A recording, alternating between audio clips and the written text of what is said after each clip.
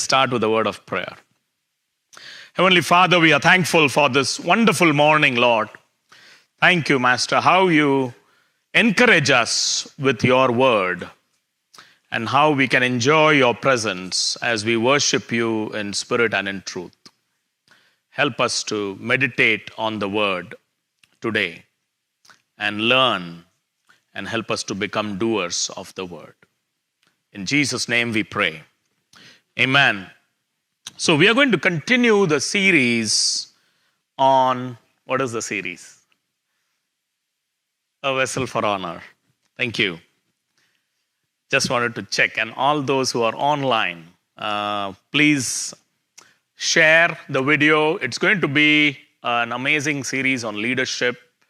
And if you don't know, leadership is my favorite word after the word vision. And these are powerful terms that can guide our life. And we need to learn from the Word of God to lead effectively. And there is so many amazing men and women of God that are portrayed in the Bible for us to glean from and for us to learn from. So today we are going to talk about Noah, a vessel for honor. Say with me, Noah, a vessel for honor. And I was thinking about which leader to focus on for this Sunday. And of course, we started the series last Sunday. And I was thinking, what better person to focus on than Noah, Sam? Think about how God chose him as a vessel for honor out of the entire human race. That was compelling to me. When everyone was away from God, everyone was involved in violence, and the Bible doesn't clearly tell us what the violence was, but I'm thinking it must have been child sacrifice, it must have been murders, it must have been hatred, it must have been just doing your own thing and not really giving God praise. And in that context, how Noah remained faithful to God and God remained faithful to him. And that's why I thought Noah is probably the right person for the first week to focus on, and we'll look at other leaders as we move forward. Does it make sense? And I was thinking about the context of our nation. 66 million abortions have happened since 1972. Think about that. Our population is around 340 million. It's, how much is it? 6 times 6. So 1/6 of the population has been killed. And we have laws today that allow it until birth and even after birth. And that must have been such a thing for the Lord to see. And, when he sees violence on the earth, the Word of God says he hates it. And how he also puts on our heart to abhor it. When we are people of God walking with the Lord, we will experience the same emotion as God. And when we see the violence that has happened even in our nation, even in the last several months, we have seen cities burning, we have seen federal buildings being rioted upon and on and on. And our heart breaks when we see that. And you see even the cities today, even in Washington, D.C. today, I was watching a short video, and they have boarded up the entire city. They have boarded up the entire city. 2 Timothy 2:20 talks about, but in a great house, there are not only vessels of gold and silver, but also of wood and clay, some for honor and some for dishonor. We are focusing on a vessel for honor. We want to be vessels for honor in the hands of our God. We want to be a vessel for honor, like the potter and the clay. The potter taking the clay and molding us and shaping us and creating us into a vessel that can be used for a great purpose. And not only he creates the vessel, but he fills the vessel with the anointing that is needed to serve God in a mighty way. You know, in Psalm 11 and 5, let's turn to Psalm 11, verse 5. And then we'll look at verse 7. The Lord tests the righteous, but the wicked and the one who loves violence, his soul hates. The wicked and the one who loves violence, his soul hates. You know, God hates violence. And he will take action on violence. He will judge because he is a righteous judge. He cannot but judge, but he gives us time. He gives nations time to repent and turn to him. He gives individuals time to repent and turn to him. You know, his character cannot change. He is the same yesterday, today, and forever. So when he sees violence, the word of God says his soul hates. And then in verse 7 of Psalm 11, it says, for the Lord is righteous, he loves righteousness, his countenance beholds the upright. His countenance beholds the upright. He actually looks at the upright. He knows the heart of the upright. He actually takes time to see the upright. His eyes go to and fro throughout the earth to see whose hearts are loyal to him. And he is going to show himself strong on your behalf. You know, we need to walk righteously before God. We need to do the right thing. We need to do the acceptable thing for God. And that's how Noah walked with God. You know, the earth was full of violence. There was occult involved. We see giants were in the land, and there was so much violence and things that God hates. Sexual immorality, occult, and we see satanic worship in the nation, in our nation right now. I don't want to mention a few things, but we see a lot of violence in our nation, and God's soul hates it. That's what the word of God says. I want to read Genesis 6, 5 through 7 from the Amplified. I thought it was really nicely explained. Genesis 6, 5 through 7. The Lord saw that the wickedness of man was great on the earth. The wickedness of man was great on the earth. And the Lord saw, because his eyes are careful to see what is happening in the earth. Especially, he is looking for people whose hearts are loyal, but he can see everything.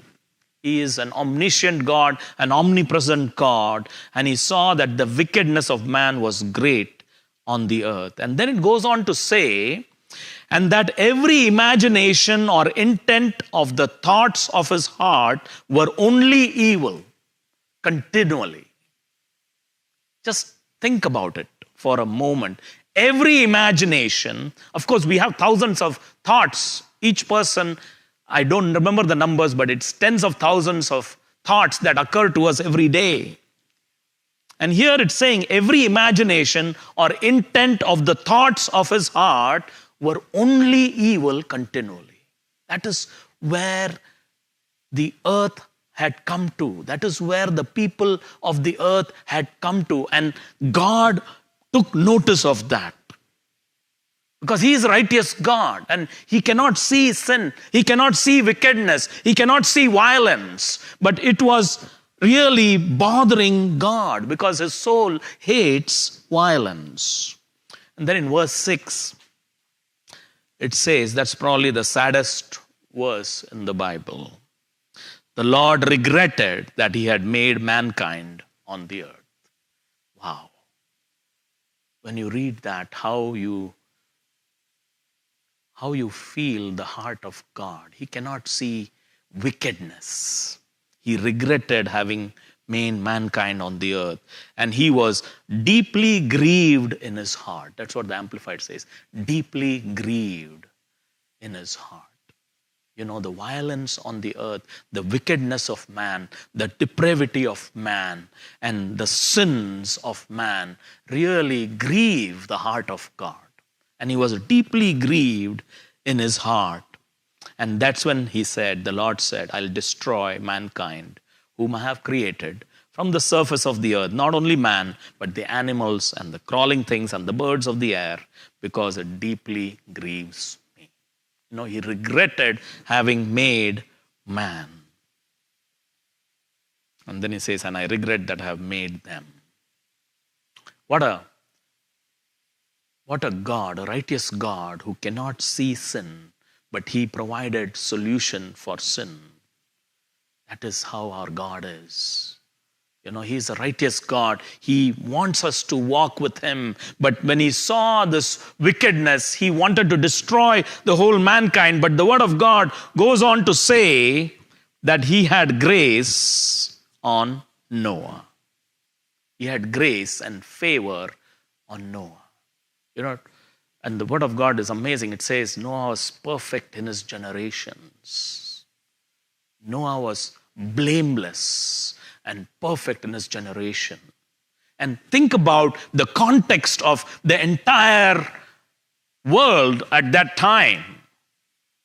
Everyone was indulging in violence and wickedness. But Noah was perfect in his generation. Noah was blameless, and God took notice of Noah. You know, we talked about the principles of being used as a vessel for honor last time, and we had an acronym. You know, we had cleanse, we had flee. What was the third one? Pursue. Thank you. CFE. I think it's a good acronym. Cleanse, flee, and pursue. And if you think about Noah, he was walking with God. He was not, it says perfect. I'm sure he asked God for forgiveness of sins. See, no man can be perfect. But God, when he sees you, when you are walking with God, when you have a heart for God, he will see you as perfect. Because in the New Testament, we are cleansed by the blood of Jesus, but Noah was having a conversation with God. He was walking with God. He was having a continual fellowship with God, a habitual fellowship with God. How is our life? You know, Noah was walking with God. You know, how can two walk together unless they are agreed? You know, he agreed with God. He was walking with God. It's like taking a walk with your friend in the cool of the day. And the Lord was walking with him in the cool of the day, having a conversation with him. What an amazing, amazing way to live a life. Noah walked with God. I just love that, how Noah walked with God in a habitual fellowship with God, and they were having a conversation. You know, it's, of course, we hear from God as we read the Bible, but I think he was having a face-to-face conversation. You know, I know some men of God who hear audibly the voice of God. So praise God for that. I'm sure they had a conversation like that. And definitely he had made a decision to walk with the Lord, and he was perfect in his generation. You know, it is possible to walk with the Lord. When you're in the presence of the Lord, when we are having that constant communion with God, we can walk with God. We can be perfect in the eyes of God. You know, no one is perfect. Everyone has fallen short of the glory of God. But when the Lord sees you, he'll say he's a perfect person. I think that is what it is. He had cleansed himself by being in the presence of the Lord. Obviously, this is Old Testament days. So the blood of Jesus was not available for them. You know, we are so blessed that we have the blood of Jesus. We have access to the throne of grace. We have access like Noah to walk with God in the New Testament. The Holy Spirit seal is in us. The presence of God we can experience in a moment. We can go to the throne of grace. When we start our quiet time, we can just say, Lord, I'm here. And He is there with you. You know, what an amazing privilege that was there available only for a few in the Old Testament. And we have that privilege. It's amazing. You know, last week we saw this quote. I love Leonard Ravenhill. He's one of my favorite speakers. He's a revivalist. Great heart for God. I think he's from UK. I don't remember. It might be from the US as well. But I think he's from UK. He said there are two types of people in the world. Dead in sin and dead to sin. Amazing quote. And here we see it in Noah's time. There was only one person who was dead to sin. The rest of them were dead in sin. And the thing is, even when you live in places like Silicon Valley and Boston and New York, and you see a lot of liberal people amongst us. And the context for Noah is similar. You know, we might be in a conference room and you might hear some bad words, and I've been there. You know, but still we need to continue with the mindset of Noah.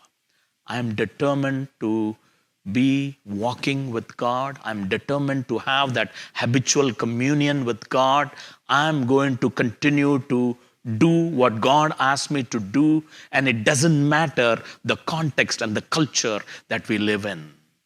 You know, some people say, oh, the culture is so bad, but we don't have to be part of that culture.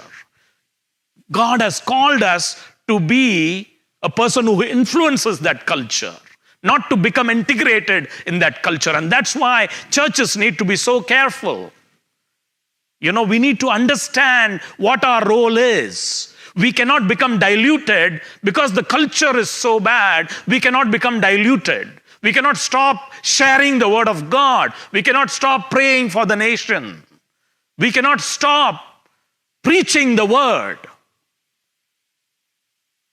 Because if you stop that, then that means you are being impacted by the culture. But God has called us to impact the culture, not to be impacted by the culture.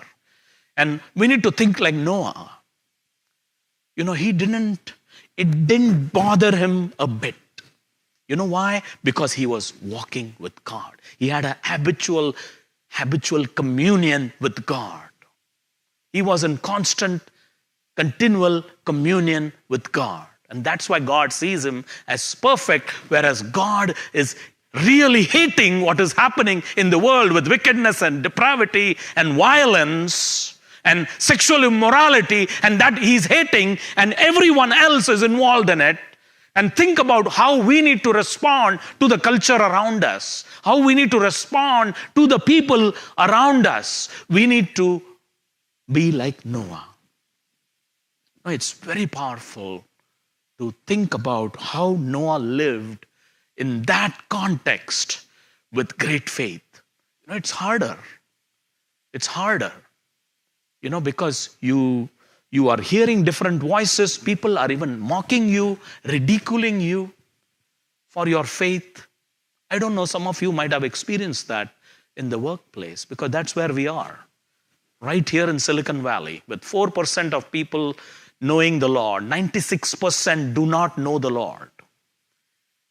And they might even think we are foolish. They might even ridicule you. And I know many have experienced ridicule, but we know the reward of walking with God. You know, the reward is in eternity as well as here. You know, it's powerful. When we walk with God, we can walk with great peace and great joy and great favor. We can enjoy the journey. It's not going to be a perfect journey, but we can be overcomers. We can be overcomers. We will be overcomers. That's what God gives us an opportunity to do. As we walk with Him, He will guide us. You know, as we walk with Him, He will guide us. We can ask God, where should I go? Should I take a left or a right? Should I take this opportunity or should I take this one? How should I do these things? God will guide us step by step. In Luke 17, it talks about verse 26. And as it was in the days of Noah, so it will be also in the days of the Son of Man. They ate, they drank, they married wives, they were given in marriage until the day that Noah entered the ark and the flood came and destroyed them all. They ate, they drank. Nothing about eating and drinking. Drinking we can talk about, but definitely nothing about eating. I love different cuisines, nothing about that. But the key word here is they. They ate, they drank, they married wives, they were given in marriage. The problem is they were doing their own thing. They were not considering God. God was not occurring in their mind. They were not even trusting God. They were trusting in themselves. That's the problem there. Nothing about getting married. They. That is the problem there. They were living in the flesh. And that's what it talks about. When we talk about the vessel of dishonor, it signifies the flesh and not the spirit. You are living a life just looking at things. You're not considering God. You're not honoring God. You're not acknowledging God. You don't care about cleansing your heart and acknowledging to God that we need Him. That we cannot walk with God without His blood cleansing us. And in the Old Testament, it was a few leaders who walked with God. And because they walked with God, God forgave them as they were having communion with God. And they were cleansed. And that is important for any vessel. If you get up in the morning, I make tea in the morning, and you look for a clean vessel. And thankfully we have a process which Pastor Jemima has implemented. There will be a clean vessel in the morning. She is very good at process. I'm good at processing.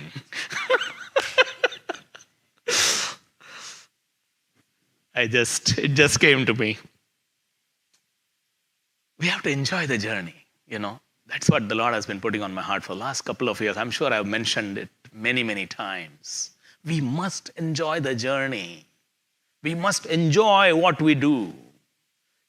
That's the way to live our life. It's so boring otherwise, We have to enjoy everything we do. I'm trying to do that, and I'm almost there, except for accounting. Ravi is laughing there. I think he likes accounting. Anyway, each one has their own area that they enjoy, I'm sure if I ask Brother Udaya, he's going to say, I love to maybe code, or I don't know what your passion is, or maybe playing tabla. Each one has their passion. Say that again. Yeah, pictures, taking pictures. Yeah, if I ask Sister Punita, she might say, I like to lead worship. And each one has their gifting. And that is the beauty about the body of Christ. We can acknowledge each other's giftings and allow each one to excel in those giftings. In Genesis 6 and 8, it says, but Noah found favor and grace in the eyes of the Lord. Noah found favor and grace in the eyes of the Lord.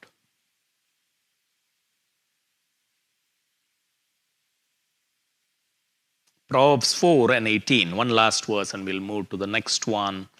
Proverbs 4 and 18, but the path of the just is like the shining sun.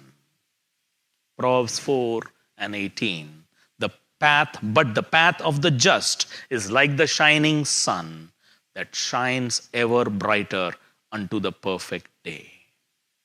I love that verse. Even as we walk like Noah, being just, being righteous, doing the right thing. Righteousness is being acceptable to God. Our path will shine brighter and brighter unto the perfect day. That's the journey of a righteous person, of a just person.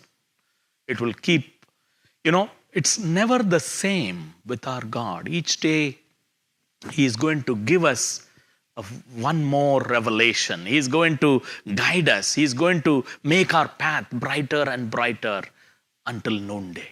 That's a powerful thing. But we need to be just. The path of the just is like the shining sun. It's not for everyone. It will become brighter and brighter. And some things might take more time than others. But let's be patient. Sometimes we are impatient and we want what the Lord has planned for next month now. You want to go through a drive-through and get that coffee right now. God is on His timetable. We have our own timetable.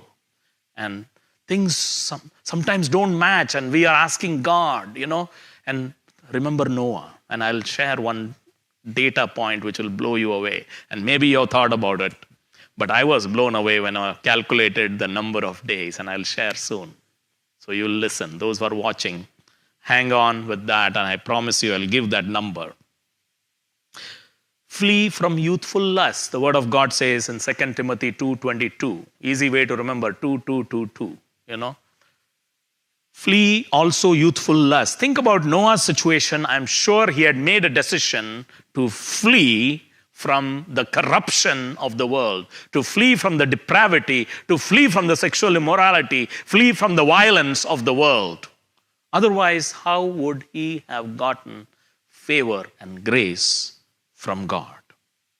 Number 3 is pursue. And how did Noah pursue righteousness, pursue faith, pursue love, and pursue peace? How did he do that? What is pursue? Pursue is to run swiftly in order to catch some person or thing. Have you played the games? Maybe when we were young, we used to play some games where we catch somebody, just tag, and then you run, right? And it's really powerful. You really go hard, tag, and run. To run swiftly in order to catch some person or thing. That's how we have to pursue righteousness. Not just stay still, but we need to pursue it. We need to go after it.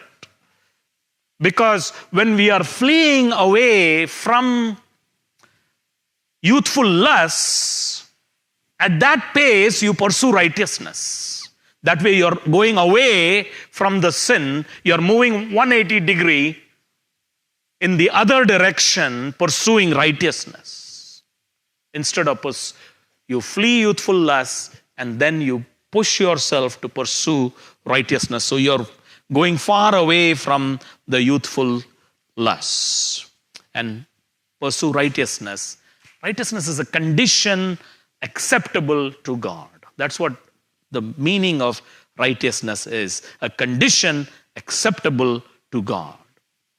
And when I think about Noah, he pursued righteousness because he was really unique in the whole world, perfect in his generation, blameless man. And not only he pursued righteousness, but the word of God says that he was a preacher of righteousness. So think about it. If you read Genesis 6, it's very clear that no one else is going to make the ark. If you read Genesis 6, God clearly tells Noah, it's only going to be 8 of you in the ark. But the Lord put this thought in my heart, but he still tried for 120 years, and he was a preacher of righteousness. He still had a heart for the people. He was really thinking, it really bothers me to see the world this way. I'm bothered to see the violence and the corruption and the depravity and the sexual immorality. I want them to be saved. He was so determined. I know it took 120 years for him to build the ark. Think about it. 120 years to build the ark. And I'm sure maybe during the daytime, Sam, he was working on his ark. And in the evening, Rabbi, he was going preaching. He was preaching righteousness to the people. And I'm sure he had hired many of them. Think about, the ark was a huge project, 120 years. I'm sure he had hired the people from around him to cut the gopher wood and whatever it took. I saw a picture somebody had put on Facebook. It was just a small pieces of logs, and they said, I'm going to build an ark, and this is what IKEA gave me.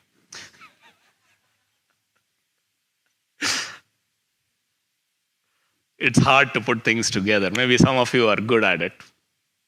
Anyway, amazing project. Think about it.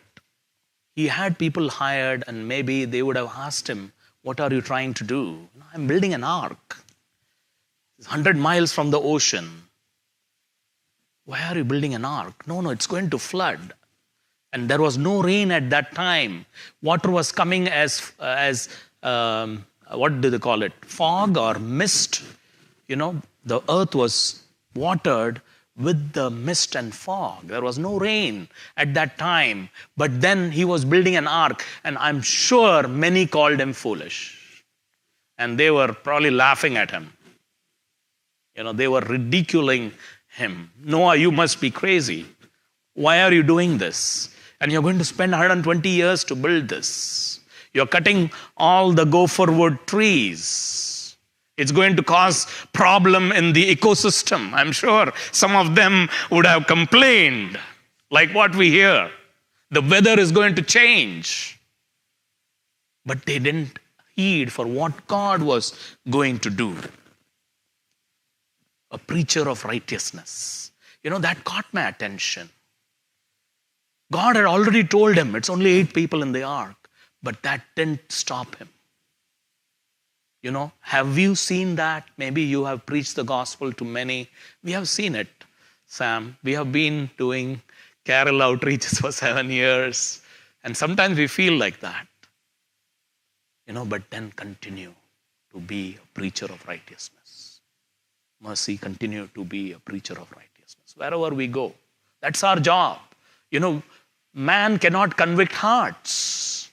As long as we know that, we don't have to have the burden. God doesn't ask us to carry the burden as long as we are doing our job to be a preacher of righteousness. And you don't need to be a preacher to be a preacher of righteousness. You can be a preacher of righteousness one-on-one. You can talk to your friends. We can go for a lunch meeting and share your testimony. Sometimes sharing the testimony is easy. More than sharing the gospel. Share your testimony, how God has impacted your life. Watchman Nee was a preacher of righteousness. Amazing man of God. Born in 1903 and went on to be with the Lord in 1972. He was an amazing Christian leader in China who planted churches, who planted Bible colleges, trained thousands of people, and really had a heart for God. Preaching in China when the persecution was amazing. Even today there is persecution, but even those days in 1920s, he served God for 30 years. And one particular incident, he was in Hong Kong and he was supposed to go back to mainland China. And I don't remember the year when this was, but this was the conversation with Brother Jin Chin. Brother Jin Chin advised him. He said, Brother Jin Chin Lee, Brother Lee advised him many times not to return to the mainland. But Brother Nee said, if a mother discovered that her house was on fire and she herself was outside the house doing the laundry, what would she do? Although she realized the danger, would she not rush into the house? Although I know that my return is fraught with dangers, I know that many brothers and sisters are still inside. How can I not return? A preacher of righteousness. That's what it means to stay committed to what God has called you to do. And he was arrested in March 1952 and spent 15 years in prison. And he went on to be with the Lord in 1972. And one last thing that one of his nephews mentioned, when he went on to be with the Lord, they found a piece of paper under his pillow, which had several lines of big words written in a shaky handwriting. With a shaking hand, when you write, you can see how the words will be. And he wanted to testify the truth which he had even until his death. And this is what was on that note. The truth is, Christ is the Son of God who died for the redemption of sinners and resurrected after 3 days. This is the greatest truth in the universe. I die because of my belief in Christ. Watchman Nee. Amazing. He did not stop being a preacher of righteousness. This was the note under his pillow when he went on to be with the Lord. That is the kind of commitment a preacher of righteousness Noah was. And we need to be challenged by that. Whatever the culture, whatever the context we live in, we must continue to keep sowing seeds of the Word of God and be a preacher of righteousness. And number 2 is pursuing faith. And what better example than Noah to pursue faith? So I calculated the number of days it took for him to build the ark. 43,800 days. Just think about it for a moment. 43,800 days he was building the ark. Every day he'll go go for wood, get the logs done, and 43,800 days somebody would have ridiculed him.